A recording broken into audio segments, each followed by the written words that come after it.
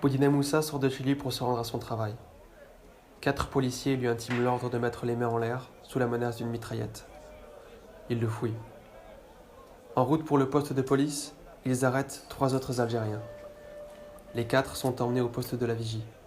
Là, on les fait entrer à coups de crosse, de pied et de poing. Boudina Moussa est sauvagement pris par les pieds et par les mains. À plusieurs reprises, il le projette en l'air et le laisse retomber à terre. Alors qu'il est au sol, les policiers le frappent à coups de pied sur tout le corps. On lui fait boire de force de l'eau mélangée à de la javel. On le fait boire jusqu'à ce qu'il vomisse.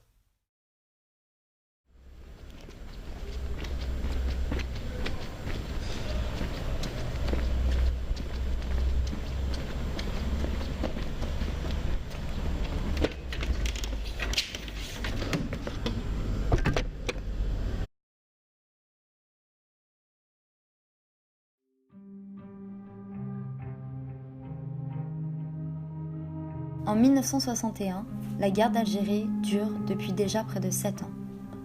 La capitale de la France métropolitaine est le terrain de multiples attentats organisés par le Front de Libération Nationale, Fédération de France, dit FLN. Cette organisation algérienne a pour but d'obtenir l'indépendance de son pays. Elle est donc perçue comme résistante au nord du continent africain, mais comme terroriste depuis la France. De fait, l'État français tente alors de justifier la présence de ses troupes armées en Algérie par sa contribution à la sécurité et au développement économique et social du pays.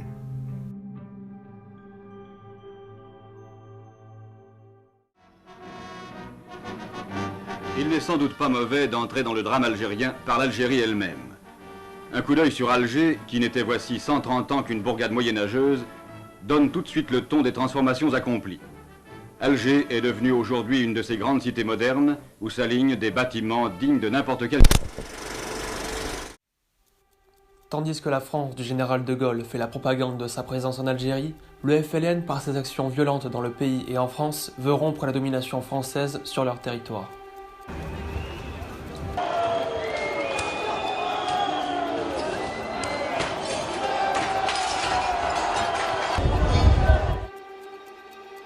Pour contrer cette révolution, le préfet de la police de Paris, Maurice Papon, décrète alors un couvre-feu discriminatoire envers les populations algériennes. Très vite, les cris de révolte et d'insurrection ne tardent pas à se faire entendre auprès des concernés et à résonner dans les rues de la capitale. C'est le début des mouvements contestataires suite à l'appel à la manifestation par le FLN, mouvement notamment marqué par la journée du 17 octobre 1961.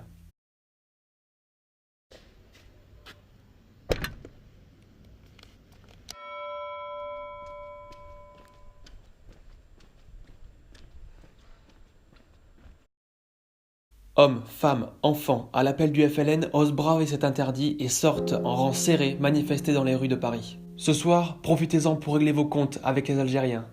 Voici les indications de Maurice Papon, données aux troupes de police pour cette journée.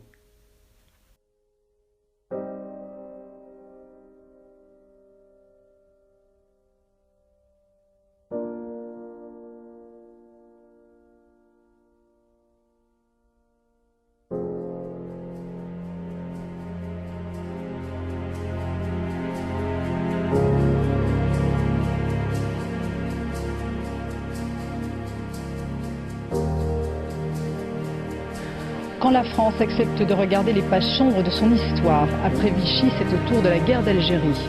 Demain, on commémore un épisode tragique de ce conflit. Le 17 octobre 61, à Paris, la police tuait des manifestants proches du FLN. À l'époque, un bilan faisait état de 3 morts. Depuis, on sait que les victimes ont été très nombreuses.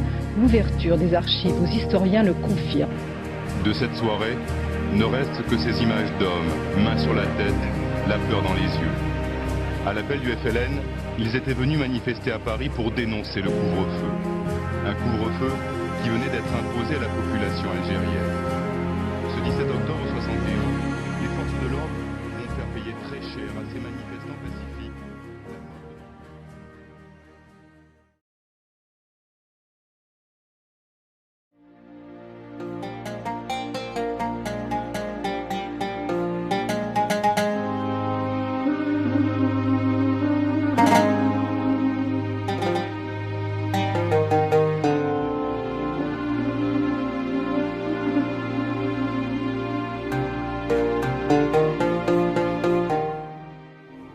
sorti pour la manifestation, à cause du couvre-feu de 20h. Pas parce que le FLN l'a demandé, juste parce qu'on est des hommes. On travaille, on a une famille, on vit ici. On demande rien du tout, juste la dignité. Je l'emmerde, moi, papon. C'était pacifique. La police, ils ont jeté des frères dans la Seine, devant mes yeux.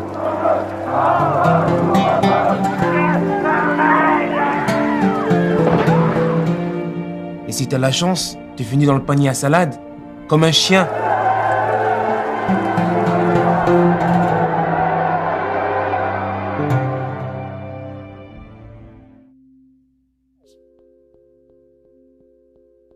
La Seine a été le cimetière d'une centaine de personnes ce soir-là. Aux yeux des Algériens et du FLN, ces manifestants morts se transformeront en véritables martyrs, morts dans la lutte pour préserver leurs droits de citoyens vivant sur le sol français. Le cruel manque d'archives concernant le 17 octobre 1961 est révélateur d'une amnésie volontaire ou amnésie d'État, terme employé par Mouloud Aounit, président de l'association Mouvement contre le racisme et pour l'amitié entre les peuples. Il y a quelque temps, les deux principales sources relatives aux archives de ce jour.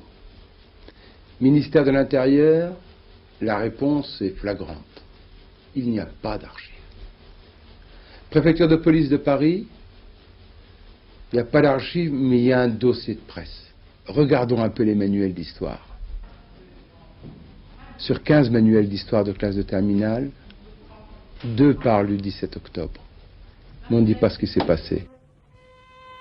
Depuis 1991, plusieurs associations, historiens, militants et organisations politiques de gauche appellent à venir tous les 17 octobre au pont Saint-Michel à Paris, où une grande partie des Algériens sont morts noyés. Un appel à la commémoration afin de combattre l'amnésie.